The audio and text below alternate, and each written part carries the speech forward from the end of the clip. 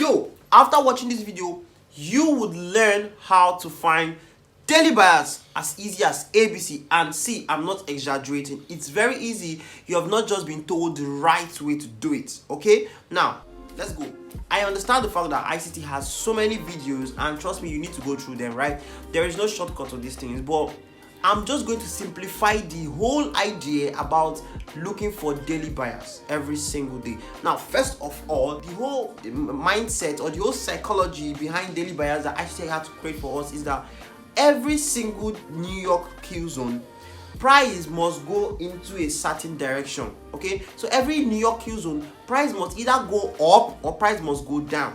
Okay, price must either be bearish or price must be bullish. So for you to identify that bias and work with that order flow, you have to understand what the daily time frame is doing, and it's not that difficult. You just have to follow simple principles. And let's get straight to the charts. I'm going to do a quick replay, and I want you to go back in time so that I can see something that I'm not familiar with and then work with it. Okay, something I'm not familiar with. Okay, for first things first, please don't get it wrong, especially if you're coming from support and resistance ideas. If you're coming from support and resistance ideas, then please don't get it wrong. You, in this daily bias of everything, we don't draw stuffs like this, support and resistance, old stuff. You come here and start drawing, all of that trend line and stuff. No. We are not trying to work with the whole price action that's happened before. No, that's not our business anymore. So what do we usually work on? What do we care about? We care about most recent price action. So I'm going to use something like a brush to show you. So yeah, I'll work on like this. This is where you care about. Okay, so that's what you care about. So you normally zoom into it very well to understand the price action. So your work here is identify where price currently is, where price is coming from, and then where it's likely to go. Three things. And before you go into that, you must understand that we have some basic areas that price actually do stuff from. We call them point of interest. So we have bearish point of interest, we have daily point of interest. Bearish point of interest are point of interest that results in a sell or a bearish market, while bullish point of interest are point of interest that result into a bullish market or price start going up. You know what I'm saying? So for bearish point of interest, we have bullish fair value, bearish fair value gap, bearish order block, buy side liquidity. You have some others like bearish breakers and all that stuff, right? But I'm saying that if you focus on these three first, in case you're new, bearish order block, bearish fair value gap, and buy side liquidity. Why buy side liquidity? Because if price runs or sweeps a buy side liquidity, it results into a sell reversal. Something like this. If price runs its previous high, it results into this. So as I take sell, as I take buy side liquidity a um as a bearish point of interest. Okay, so let's look in depth into what I'm trying to say. So now price has left this stuff here, but then let me show you guys better what it has done, how it has run this high and all this stuff. So what does that teach you? Now we are here currently, and then the story is here that price has ran this high before. So what is it supposed to do? Supposed to crash back down. Okay, so crashing back down to these areas that are called sales and liquidities. So so therefore whatever I'll be anticipating for this market is to go down. So since I'm anticipating the market to go down, I know it has run here before. This is where I am. It has run here before, and this is the destination. So this has to go down. So that day I'll be bearish. And anything I've done in 1 hour will lead to bearishness. Okay? Anything I do on the 1 hour must lead to bearishness. So when I go on the 1 hour, my work is to identify what the bearish point of interest possible that price can melt from. Because to use one of the point of interest available in 1 hour time frame to melt to the destination.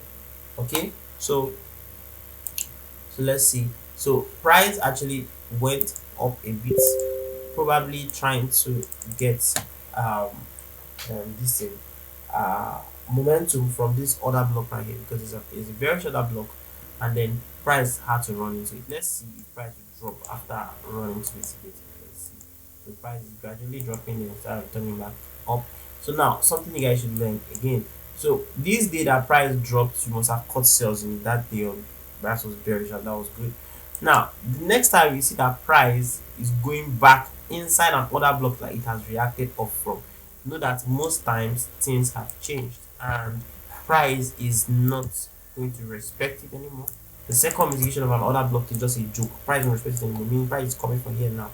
Okay, so since price is coming from here now, I'm going to be bullish all day till we get here eventually. So let's see if price gets there. Alright, so price actually gets there. So it means all day here, this day I was bullish, the next day I was bullish, and I must have cut my trades. As simple as that. That day you'll be bullish, meaning you won't have anything to sell trades on the lower time frame. Everything you want to work with is bullish. So you want to trade off point of interest that suggests bulls on your 1 hour time frame, bullish order blocks, bullish fair value gaps, sell side liquidity sweeps, and the rest. So now price is out of the range and price is going higher. So you have to set it and mark other point of interest around you. So now you have this guy here, and you know that this is attractive price. So where is price likely to go? Up or down? I'm saying up because price already pointed at this and it wants to get here by cost. Alright, so very bullish, and let's see. Or then it could retrace again. That's another thing. Two ways. It could go up straight up, or then it could retrace.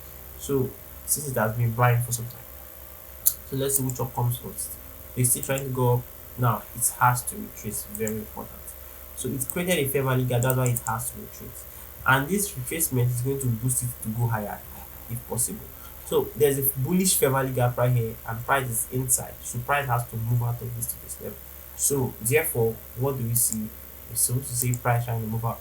Now, when you see stuff like this, all these are tricks I'm going to show you guys. Once you see that price has mitigated a fair value gap once, and then it didn't fly from there, the next one tried to go deeper inside. It's just like the same thing that happened here, but the inverse.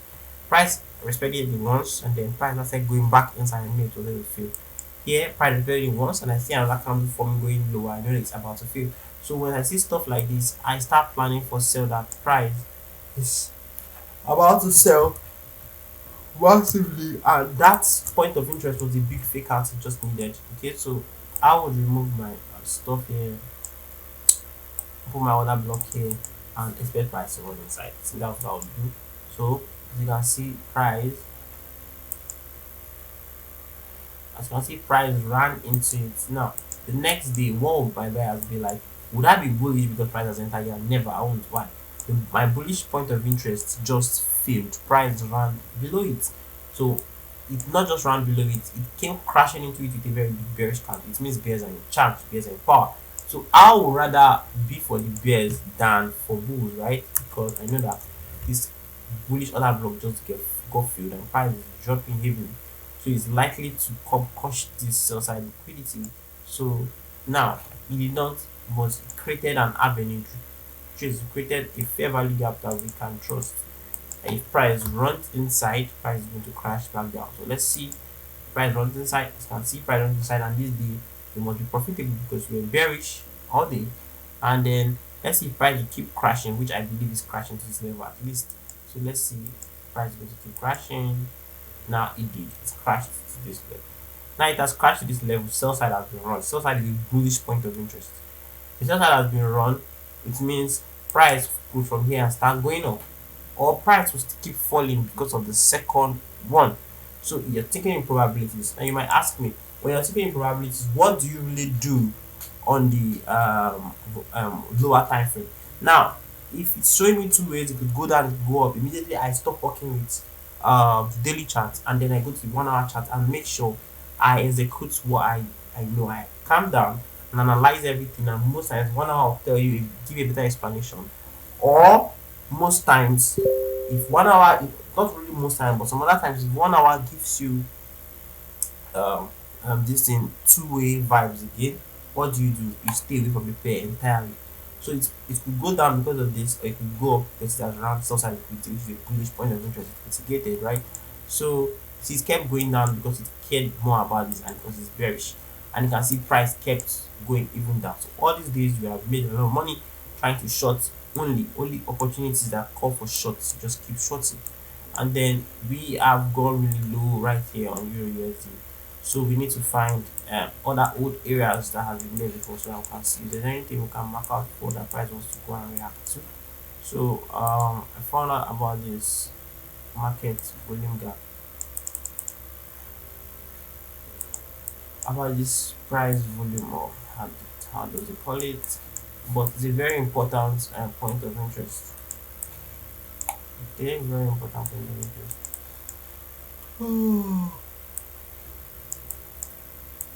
Very important point of interest. The price is likely to drop here and reverse from here, or just keep dropping even more.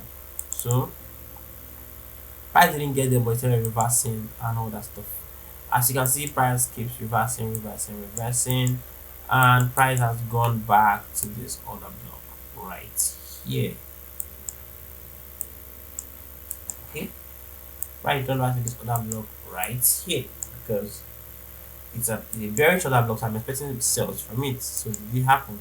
So it didn't. At this level, price just keep going up. Now on days like this, when you're expecting a particular bias and then price did something opposite, completely different, it doesn't necessarily mean you're going to lose on this day. It only means that if you're skilled, your 1 hour time frame will help you catch this move, because you'll be bearish here and then your 1 hour is telling you bulls. Who do you listen to? Your 1 hour, because the 1 hour makes up everything from, makes up the whole candles you see on the dilution. The 1 hour is very important, so you have to take it very seriously.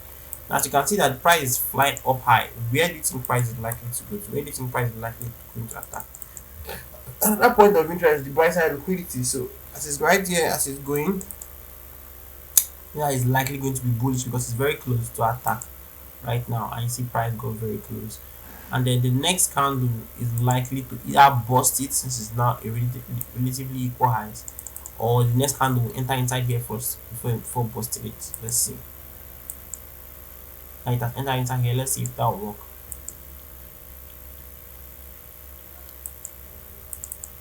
Alright, so price actually busted it. Price from here flew up, took out these highs. Now, in as much as if buy side gets run, it's more like it's not really more like, if buy side gets run, it's actually a trigger for price to reverse the bearish direction. So this was the first time price ran this equal highs to enter a big fair value gap, and this was the what after effects. See price is dropping down massively. So seeing all these things, your work is to anticipate the direction so that you can trade towards the direction every single time on the smaller chart. Alright, smaller time frame. So that's all about I have to show you guys today. Click the like button, click subscribe, and check on the description. You see a link, and now click on that link and you find every helpful resource you need to level up your trading, and some other videos I did and I locked up in the channel. You have access to it. Click the link on the description, click and follow this channel. See you guys.